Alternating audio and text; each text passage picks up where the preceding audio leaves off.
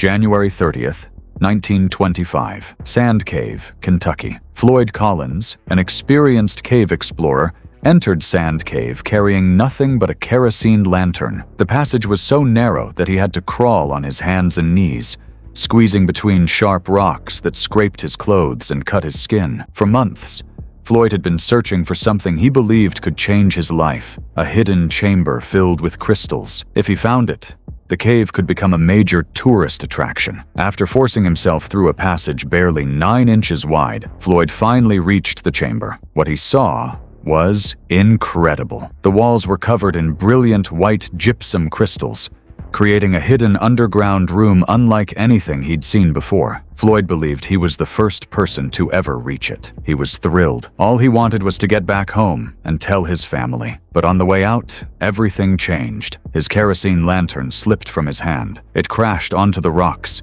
and shattered. Floyd was now 60 feet underground, surrounded by complete darkness. He continued crawling through the narrow passage, trying to find his way back. Then his foot struck a loose rock. Almost instantly, a 35-pound boulder came crashing down onto his ankle. His leg was pinned. Floyd tried pushing the rock away, but there was almost no room to move. Instead of freeing his leg, the boulder became even more firmly wedged. Then rocks started falling from the ceiling. Every time Floyd struggled, more stones shifted above him. Sharp rocks pressed against his back, while freezing water dripped onto his face. With no other option, Floyd began screaming for help, but he was trapped deep underground. No one could hear him. For nearly 23 hours, he shouted into the darkness, hoping someone would eventually find him. The next day, several people arrived at the cave entrance. They noticed Floyd's coat and cap outside and immediately realized something was wrong. One man crawled inside and made his way toward the narrow passage. Then he called Floyd's name. A faint voice answered from the darkness. Floyd was still alive. Word spread quickly, and Floyd's younger brother, Homer Collins, rushed to the cave. Homer squeezed through the same dangerous passage until he reached his brother. What he found was even worse than expected. Floyd's ankle was trapped beneath the boulder, while loose rocks above him looked ready to collapse at any moment. There was barely enough room to work. Homer brought Floyd sandwiches and hot coffee to keep him going. Even while trapped, Floyd couldn't stop talking about the crystal chamber he'd discovered. Then he said something that would stay with everyone who heard it. "If I make it out of here alive, I'm never going into another cave again." Homer spent nearly 8 hours working upside down, trying desperately to free Floyd's leg. But every time he moved one rock, more came crashing down. Eventually, exhausted and unable to make any progress, Homer had to leave. By then, hundreds of people had gathered outside. Everyone had an idea for the rescue, but almost nobody was willing to crawl through that terrifying 9-inch passage. Then, newspaper reporter William Miller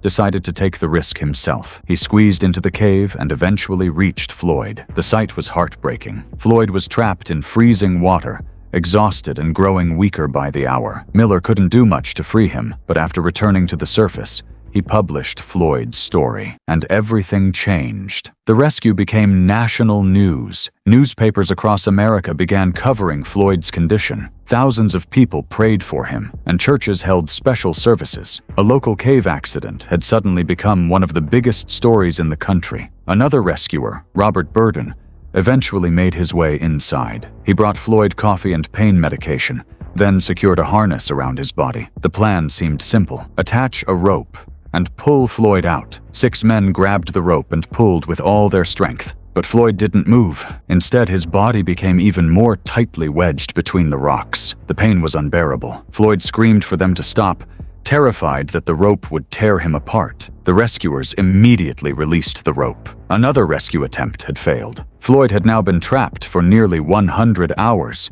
His body was becoming dangerously cold, so the rescuers placed an electric light near him to provide some warmth. His words were soon reported across the country. Floyd admitted that he wasn't sure he'd survive, but knowing that thousands of people were praying for him gave him the strength to keep going. America was captivated by the story. Churches continued praying for Floyd, and even President Calvin Coolidge was following the rescue. But outside the cave, another danger was developing. Thousands of people had gathered around the site. Their constant movement caused vibrations in the ground, loosening rocks inside the cave. When rescuer Casey Jones reached Floyd, he noticed something terrifying. The ceiling was beginning to collapse. Casey offered Floyd some coffee. Floyd refused. That's when Casey realized Floyd may have already understood the truth. He might not make it out alive. Casey rushed back toward the entrance.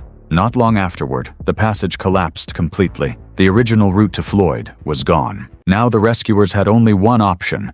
They would have to dig straight down from the surface. A new shaft, roughly 55 feet deep, was planned. Government rescue crews arrived, and more than 75 workers began digging around the clock. Engineers estimated the shaft would take about 30 hours, but the cave had other plans. Solid rock, freezing temperatures, and relentless rain slowed everything down. Sometimes an entire hour of work produced only a few inches of progress. Still, nobody gave up. Meanwhile, the area outside the cave had transformed. Thousands of spectators arrived. Food stands appeared. Reporters and photographers filled the area. There were even souvenir shops and a Ferris wheel. The rescue site had practically become a carnival. Some people came to pray. Others came simply to watch. Deep underground, rescuers were trying to determine whether Floyd was still alive. A wire connected to the light near Floyd allowed them to detect tiny vibrations. As long as the wire moved, they believed Floyd might still be alive. Then one day, the light went out. Nobody knew what it meant. Was Floyd still alive, or had they already arrived too late? February 16th,